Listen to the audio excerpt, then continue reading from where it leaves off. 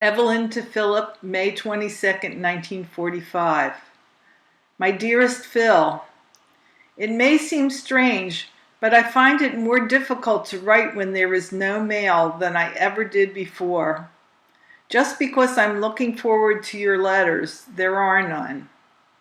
Harry Weinman came in on a 24-hour pass and spent the evening at the house. Mickey came along with him.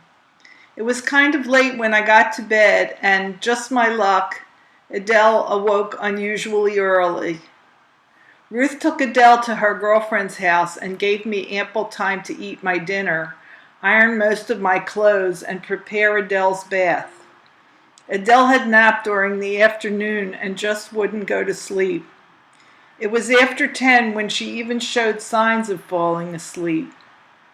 I have a little saying when it is time for her to go to sleep.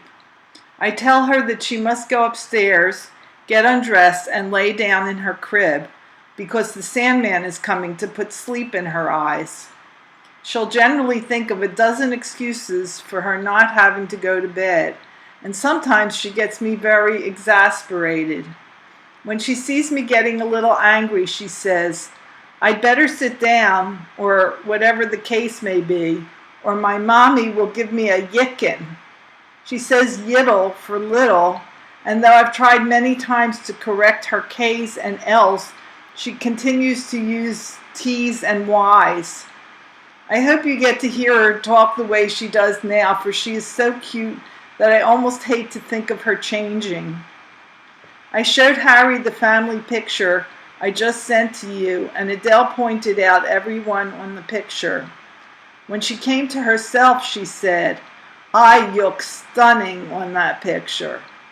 Harry told me you look well, and I couldn't help saying it's a fine state of affairs when I have to ask someone else how my hubby looks. I sure would like to see for myself. Clara Wagman called on Sunday and asked me to forward her regards. She spoke to Harold Adams, and he also asked to be remembered to you. He had an operation recently. I've had very little work to do these past 2 days at Bellett's and have been taking it as easy as possible. If I weren't able to type my last few letters at work, I doubt if I could have found the time at home. The parlor set covers were returned yesterday, and we each chipped in $1.50 to pay for them. I have to clean the set, buy camphor, and put the covers on first chance I get.